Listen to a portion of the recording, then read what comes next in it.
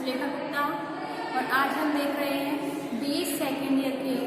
इसके अंतर्गत हमारा आता है टॉपिक अनुसूची। इससे पहले जो हमारे चैप्टर था उसमें हमने देखा था प्रश्नावली। प्रश्नावली क्या होती है? एक प्रश्नों की माला होती है, उसके अंतर्गत प्रश्न होते हैं। इसमें कि एक अध्ययनकर्ता होता है, प्रश्नों को लिख करके सूचनादाताओं को पास डाक के द्वारा भेजता है। लेकिन अनुसूची इसकी ठीक विपरीत है। इसमें प्रश्नों की माला तो होती है, कि प्रश्नों की संख्या तो होती है, परंतु इसमें अध्ययनकर्ता स्वयं सूचनादाताओं के पास जाता है, सूचनादाताओं से प्रश्नों को पूछता है और जो सूचनादाता उनको प्रश्न के उत्तर देते हैं उनको स्वयं अपने हाथों से भरता है।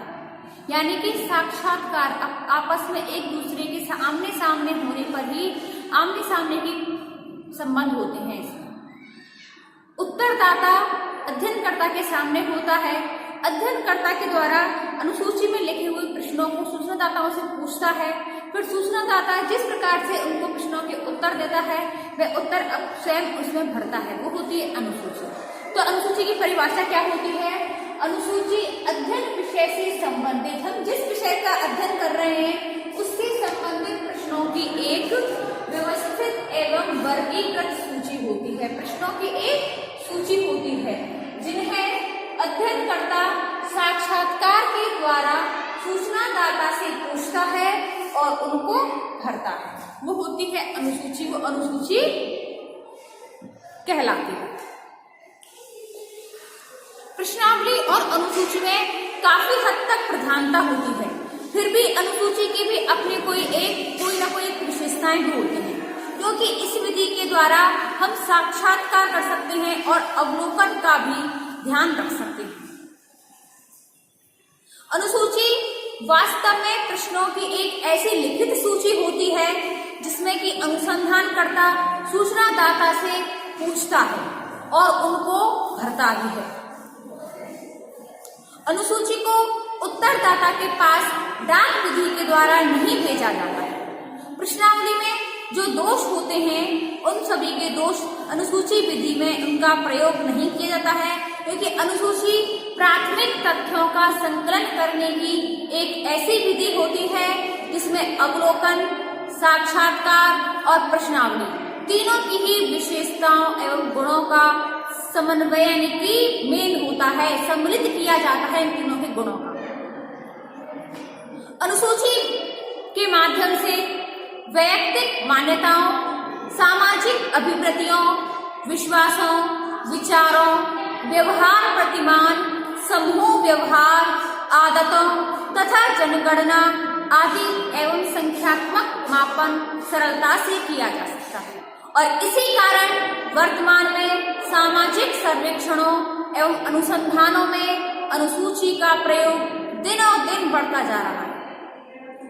अनुसूची का अर्थ क्या होता है? इसकी परिभाषा क्या होती है? तो अनुसूची एक फॉर्म, जैसे कि हम फॉर्म भरते हैं किसी चीज का, उस एक फॉर्म की तरह होता है जिसमें अध्ययन विषय से संबंधित पृष्ठ और सारणियां बनी हुई होती हैं, जिसे कि क्षेत्रीय कार्यकर्ता जिस क्षेत्र में अध्ययनकर्ता कार्य कर रहा है वह उस क्षेत्र का कार्यकर्ता सूचनादाताओं से पूछकर व्यक्तिगत रूप से अवलोकन करता है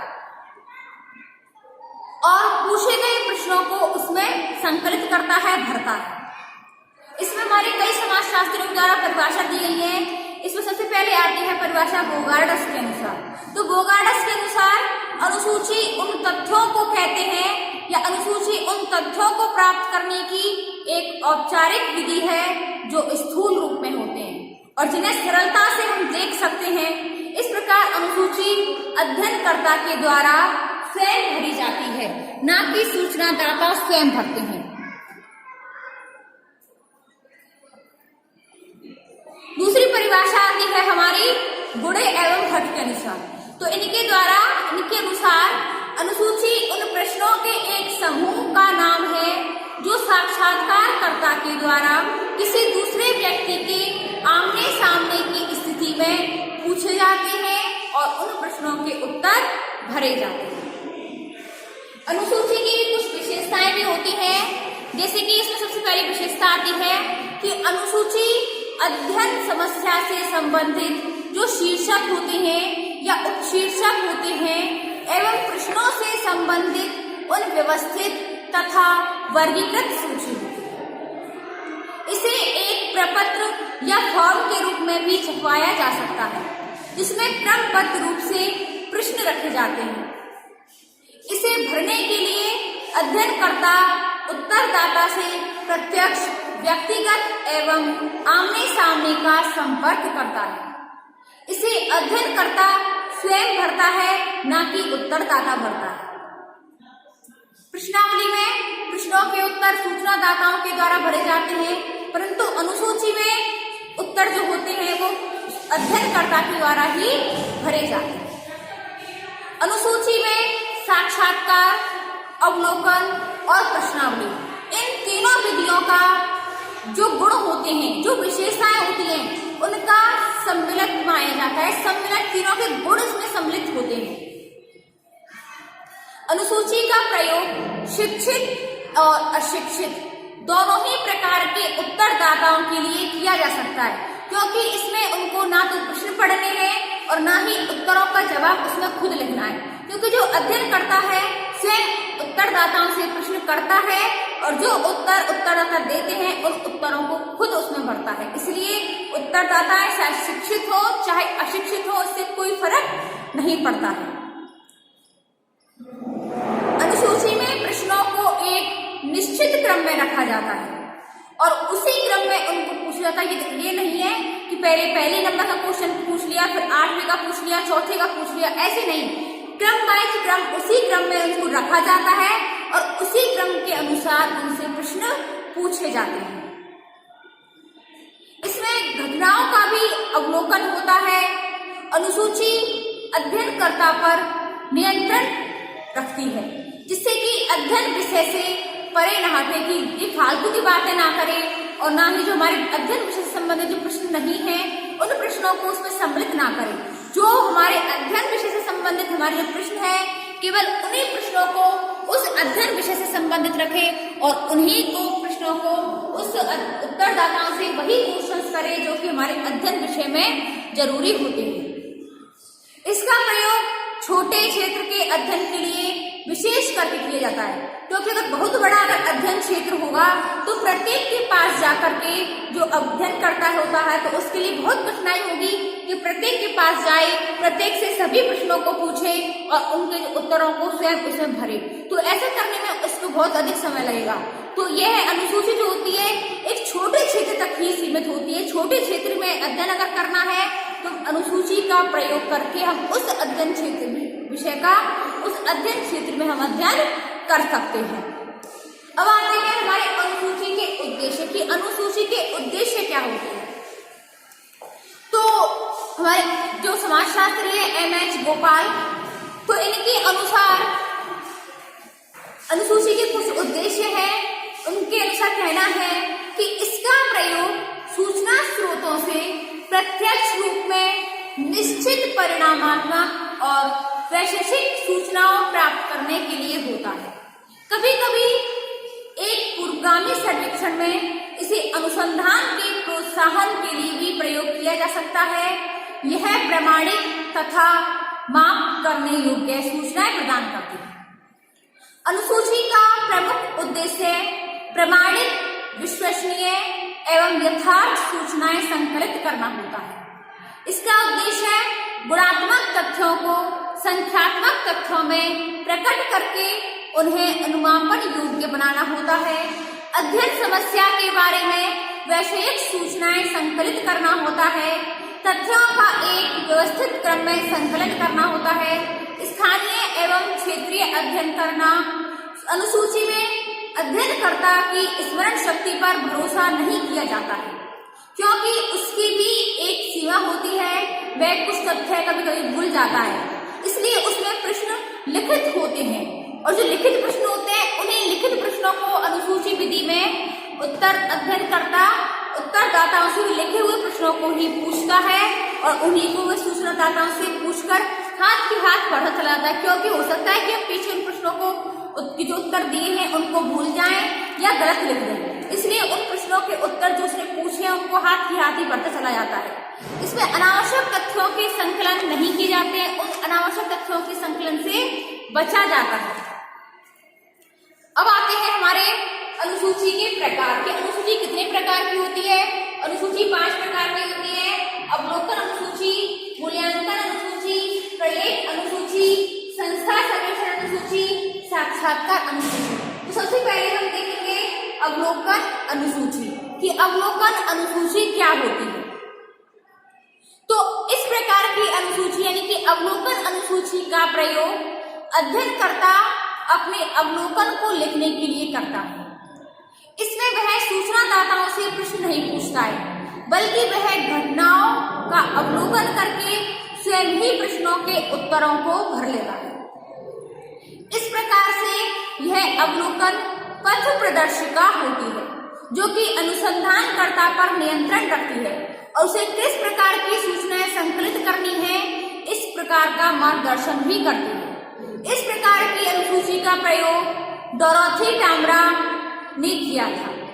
इसके कुछ गुण होते हैं, जैसे कि यह अनुसंधानकर्ता को पुनः स्मरण शक्ति प्रदान करवाती है, यह विषयात्मक अभिलेखों को संभव बनाती है, यह प्रमाणीकरण को संभव बनाती है, यह विषय क्षेत्र को सीमित करने और आवश्यक तथ्यों पर भी ध्यान देने में बहुत सहायक होती है। दूसरी आती है मूल्यांकन अनुसूची। तो इस प्रकार की अनुसूची का प्रयोग किसी विषय के बारे में लोगों की अभिवृत्ति, उनकी रुचि, राय, विश्वास तथा अनुमति आदि के सांख्यिकीय मापन के लिए किया जाता है। इस प्रकार सामाजिक समस्याओं, घटनाओं के मूल्यांकन, गुण निर्धारण तथा तुलनात्मक क्षमता जांचने के लिए भी इस प्रकार की अनुसूचियों का प्रयोग किया जाता है। अगली आती है प्रलेख अनुसूची। तो श्रीमती यंग के अनुसार इन अनुसूचियों का उपयोग ऐसी सामग्री का आलेखन करने के लिए किया जाता है जिन्हें विभिन्न प्रकार के प्रलेखों, व्यक्तिगत जीवन इतिहासों तथा अन्य सामग्री से किया जाता है। इस प्रकार की अनुसूचियों का उपयोग लिखित प्रलेखों जैसे कि आत्मकथा, डायरी, सरकारी तथा गैर सरकारी दस्तावेज आदि से प्रश्नों का उत्तर प्राप्त करने के लिए किया जाता है।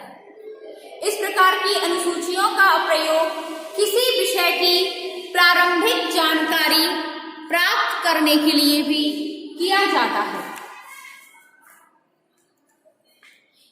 इनके बारे में जो लिखित प्रलेख होते हैं उनसे सूचनाएं मिलने की संभावनाएं होती हैं। चौथा आता है संस्था सर्वेक्षण अनुसूची। तो श्रीमती पीवी यंग के अनुसार किसी संस्था के समक्ष यानी कि संस्था के सामने उत्पन्न होने वाले या उसमें विद्यमान समस्याओं का निरीक्षण करने के लिए इस प्रकार की अनुसूचियों का प्रयोग किया जाता है। इनके द्वारा किसी संस्था के किसी विशेष पक्ष, उसकी आंतरिक एवं बाह्य समस्याओं तथा कार्यकलापों का भी अध्ययन किया जाता है। जनगणना के लिए इसी प्रकार के अनुसूचियों का प्रयोग किया जाता है। इस प्रकार की अनुसूचियों से पंचायतों, सरकारी समितियों, शिक्षण संस्थाओं, जेलों आदि की कार्यप्रणालियों का हम सरलता से अध्ययन कर सकते हैं। पांचवा आता है साक्षात्कार अनुसूची। तो साक्षात्कार अनुसूचियों में सूचनाएं प्रत्यक्ष साक्षात्कार के द्वारा एकत्रित की जाती हैं। इसमें निश्चित प्रश्न होते हैं और खाली सारणी भी दी हुई होती है, जिन्हें कि साक्षात्कारकर्ता सूचनादाता से पूछता है इन प्रश्नों को और स्वयं उसमें भरता है। इस विधि के द्वारा साक्षात्कार को व्यवस्थित एवं क्रमबद्ध किया जाता है।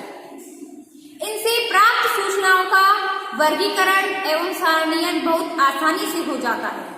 सहायक सूचनाओं की प्राप्ति, संग्रहित सामग्री की जांच या अध्ययन को प्रारंभ करने के लिए इस प्रकार की अनुसूची का प्रयोग कर सकते हैं। इस प्रकार की अनुसूची के लाभ भी हो सकते हैं, जैसे कि इसके द्वारा विश्वसनीय और प्रमाणित सूचनाएं प्राप्त होती है, क्योंकि जो उत्तरदाता होते हैं ना तो गलत प्रश्न पढ़ेंगे और ना गलत उत्तर दे सकते हैं, क्योंकि आमने सामने के जो प्रत्यक्ष संपर्क होते हैं इससे सूचनादाता जो होते हैं वो सही प्रश्नों के सही जवाब देते हैं। व्यक्तिगत संपर्क के कारण इसमें अनुसंधानकर्ता सूचनादाता को सूचना देने के लिए प्रेरित करता है कि तुम भाई मुझे प्रश्नों के उत्तर दीजिए, क्योंकि अगर प्रश्नावली विधि में उनको टाइम होगा तो भरेंगे, नहीं टाइम होगा तो नहीं भरेंगे, कभी कभी प्रश्नावली को वापस भी नहीं भेजते हैं, तो इस प्रकार का हो सकता है। इससे प्राप्त सूचनाओं का सत्यापन भी हो जाता है, क्योंकि उत्तरदाताएं जो भी मुझे उत्तर दिए हैं वही मैंने इसमें भरे हैं। कई घटनाओं का अवलोकन द्वारा भी सत्यापन हो जाता है। इसके द्वारा अशिक्षित उत्तरदाताओं से भी सूचनाएं प्राप्त हो जाती हैं। इसके द्वारा अध्ययनकर्ता की स्मरण शक्ति पर आवश्यकता से अधिक भरोसा करने की जरूरत नहीं पड़ती है, क्योंकि जो उत्तरदाता उत्तर हमको देते हैं उन्हीं उत्तरों को हम स्वयं हाथ में भरते चले जाते हैं। साक्षात्कार अनुसूची की भी कुछ सीमाएं होती हैं, जैसे कि इसमें उत्तरदाता से प्रश्नों के उत्तर प्राप्त किए जाते हैं, उससे विचार विमर्श या सलाह मशवरा करने का समय नहीं मिलता है। ऐसी स्थिति में कई बार सूचनाएं विश्वसनीय और प्रमाणिक भी नहीं हो पाती। सूचनाओं को लिखने में अध्ययनकर्ता का पक्षपात आने की संभावना भी रह सकती है। अनुसंधानकर्ता सूचनाओं को लिखने, प्रश्नों के उत्तरों के निशान लगाने में गलती भी कर सकता है। इसके द्वारा सीमित क्षेत्र का ही अध्ययन हो सकता है। अगर हम चाहें कि किसी बड़े क्षेत्र का, विस्तृत क्षेत्र का अध्ययन करें तो ये इम्पॉसिबल होता है। इसके द्वारा समय, श्रम और धन बहुत अधिक खर्च होता है, यानी कि खर्चीली विधि होती है। सभी सूचनादाताओं से संपर्क संभव नहीं हो सकता है। सर्वगुण संपन्न अनुसूची का निर्माण करना असंभव होता है, क्योंकि हम कोई भी काम करें, जैसे किसी लड़की के लिए लड़का भी देखे तो हम चाहें कि वह सर्वगुण संपन्न हो, तो ऐसा इम्पॉसिबल है। किसी न किसी एक चीज में हमें कॉम्प्रोमाइज तो करना ही पड़ता है। उसी प्रकार अनुसूची विधि है, ये सर्वगुण संपन्न, हम चाहें कि सर्वगुण संपन्न अनुसूची हो जाए तो यह इम्पॉसिबल है। हर चीज की एक सीमाएं होती हैं, कोई ना कोई इसमें एक कमी हमें रखनी ही पड़ती है। तो स्टूडेंट्स, आज की जो हमारी वीडियो है वो अनुसूची को लेकर के है कि अनुसूची क्या होती है, इसकी क्या विशेषताएं होती हैं, उद्देश्य क्या होते हैं और ये अनुसूची कितने प्रकार की होती है। अब इससे आगे की इसकी प्रक्रिया है, इसके गुण हैं, इसके दोष हैं, वो देखेंगे अपनी नेक्स्ट वीडियो में। धन्यवाद।